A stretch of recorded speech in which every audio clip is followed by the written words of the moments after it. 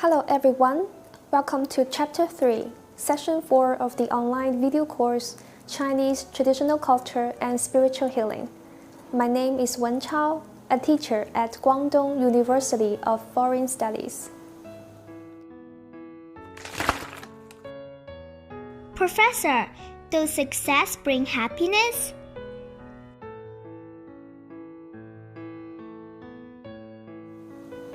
What is success? If victory is success and being better than others is a success, then happiness earned by success could be considered as quite fragile. The reason is simple, because victory and defeat are fraught with uncertainties, which brings us a strong sense of insecurity. One of the great causes of modern-day suffering is the persistent desire to be better in order to gain others' approval. Moreover, if success comes at the cost of painful processes, is such a life really a happy one? The famous talk show Dialogues with 13 Exemplary People once interviewed Zhang Yadong, a famous musician. He is rich and famous. His former girlfriends are all celebrities. And he also possesses a strong artistic temperament and profound cultural literacy. Perhaps to many people, Zhang is undoubtedly what we want to be. However, he said painfully and helplessly, "I have never been myself for a single day in my life. My biggest problem is insecurity. No matter how much money I have, it does not bring me a sense of security." It seems that successful Zhang does not gain the happiness he yearns for. Positive psychologist Shahar told us in his famous book, Happier, Learn the Secrets to Daily Joy and Lasting Fulfillment, about an experience that fundamentally changed his understanding of happiness. For a long time, Shahar was a believer in the idea that success equals happiness. By the time he was 16, he won the National Squash Championship in Israel. He went through 5 years of training to win the championship and adhered to a strict diet. But squash training was not his real passion. In the arduous and boring training, he always felt something was missing in his life. Neither strenuous exercise nor constant self-encouragement could fill the void in his heart. He was depressed by it, but believed that the void would eventually be filled by winning the championship. As he had hoped, he found he was ecstatic after the victory and held a grand celebration with his family and friends. That very day, however, when he sat on his bed before going to sleep, he tried to relieve the thrill of victory. Suddenly, the joy of a dream coming true vanished. He still felt empty and lost, even frightened. He shed tears of sadness, but he thought it was only a temporary jitter. But in the days that followed, his sense of emptiness became increasingly stronger. He slowly discovered that victory and success did not bring him any happiness, and he felt overwhelmed. As a national champion, Shahar was the envy of many people. But for himself, it was just like using false teeth to eat meat. It looks delicious to others, but tasteless to himself. Because squash training was not his passion, and he could not find pleasure and meaning in it, but had to suffer so much pain against his human nature from squash. From then on, Shahar realized that he had to change his perception of happiness. So he majored in philosophy and psychology in college to help him find his own happiness. When studying at Harvard, he found that most of his classmates were unhappy. They just strive to get good grades or get high-paying jobs, but they were rarely happy in the pursuit of those dreams. However, they did not seem to care, for they firmly believed that success was happiness and that success must come at the cost of suffering. What Shahar said presumably reflects many students' feelings. No wonder the famous Chinese writer Qian Zhongshu said, "Happiness in life is like sugar cubes that lure children to take medicines, or electric rabbits in the racetrack that lure dogs to race. In order to get a few minutes or a few days of pleasure, we have to endure pain all our lives." Does life have to be so miserable? Shahar shows 4 different patterns of life behavior. The first is the hedonistic type, a life model in which one only cares for the present and betrays his future. It is characterized by seizing the day and avoiding pain. Shahar compares this genre to junk burgers. The second is the busy on-the-go type, a life pattern in which happiness and present is sacrificed for happiness in the future. It is characterized by suffering before enjoying. Shahar compares the genre to veggie burgers.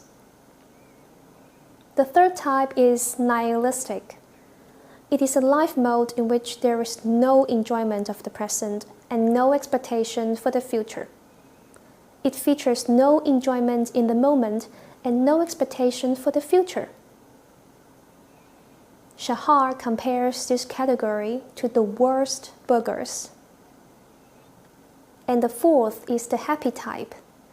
It is a life pattern in which one can enjoy the present and secure a more satisfactory future. The characteristic of this pattern is enjoy now and in the future. Shahar compares this type to ideal hamburgers. It is exactly the type of happiness he advocates. Most of us belong to the first type of behavioral pattern. Shahar further illustrates this behavioral pattern with Tim's story. Perhaps we can see ourselves in his story. Tim was carefree when he was a child. The reason why children are not anxious is that there are no losers in their world because they don't care about success at all. This philosophical sentence was said by Zhu Deyong, a famous Chinese cartoonist. But from the day Tim went to elementary school, his busy life began. His parents and teachers often said that one should get good grades in school so that he could get a good job when he grew up. Happiness in school also came from getting good grades, and if one had poor performance, he would be criticized. Tim was burdened with great anxiety and pressure for fear of failing exams and miswriting words when writing compositions. What he looked forward to every day was the end of classes and leaving school. His spiritual support was the annual vacation, because only then he did not need to worry about grades. Tim came to accept the value that adults subscribed to, in that achievement was the only criterion for success, and success was the only criterion for happiness. Although he did not like school, he still studied hard. When he got good grades, his parents and teachers praised him, and his classmates, instilled with the same idea, admired him very much.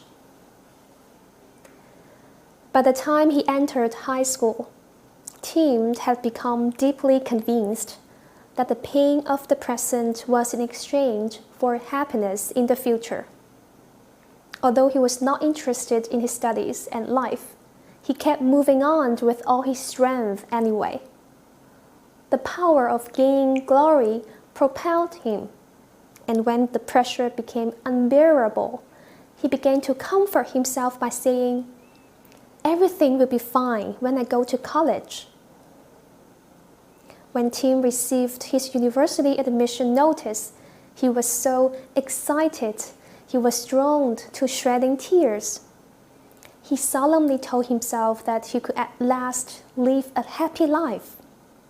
But things went in contrary to his wishes. Not many days after, the familiar feeling of anxiety came back.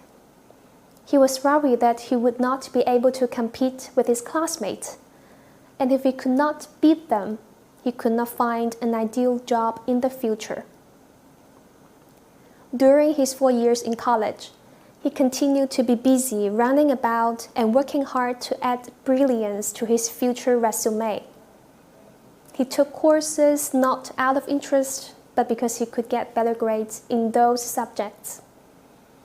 He was happy sometimes, of course, especially when he finished some tough tasks.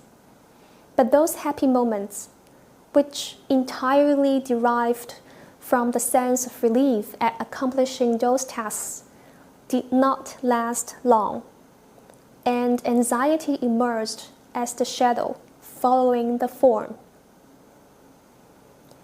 In his senior year, Tim was hired by a famous company. Once again, he told himself excitedly that he could finally begin to enjoy life. But he soon found that the well-paid job, which required 84 hours of work a week, was stressful. He convinced himself that he had to work hard and that it was okay to make small sacrifices now so he could get promoted faster. Just like in college, he was occasionally denied it because of a salary raise, bonus, or promotion. But those feelings of satisfaction also faded quickly. After years of hard work, the firm invited him to become a partner. He dimly remembered that he thought he would be very happy if he could become a partner one day. However, when the day did come, even though he and his lover had a mansion, a luxury car, and bank savings that they could never use up in their lifetime, he did not feel happy at all. Ironically, Tim was considered a model of success by everyone around him. His friends looked up to him as a role model and set him as an example when educating their children. But Tim felt sad for himself and the children who might share his fate. One might ask, why does Tim not look for new happiness by achieving his next goal as he did in the past? In my opinion, this is probably because he entered an adult rebellious stage. Calvin Colorado, an American professor of psychiatry, pointed out that by middle age, many males feel confused and dissatisfied with their current lives. They think they have wasted too much time in life and complained they always work hard and do not have chances to enjoy their lives. According to psychologist Carl Jung, the average person's ego doesn't mature until middle age. The mature ego of the middle age will strongly protest against repressed lives and then start to seek new lives or even deviate from the normal life. The most typical example is the artist Gauguin. Without consulting his wife and friends, the 36-year-old Gauguin decided to quit his well-paid job as a broker on the stock exchange so that he could spend his days painting, a career he loved. He was willing to be destitute and homeless. Gauguin was the very inspiration of Mons, the Moons, and Sixpence. In Zhuangzi's eyes, people as busy as Tim are 世人之事, taking others' comforts as their own. They regard worldly success as happiness and sacrifice their own happiness. so it is difficult for them to have real happiness. Before we finish, I have 2 questions for you to think about. You can see them on the screen now. Please pause the video to think about them and continue when ready. 1. How do you feel about the relationship between success and happiness? 2. How do you understand 世人之事? Thanks for watching. See you in the next video.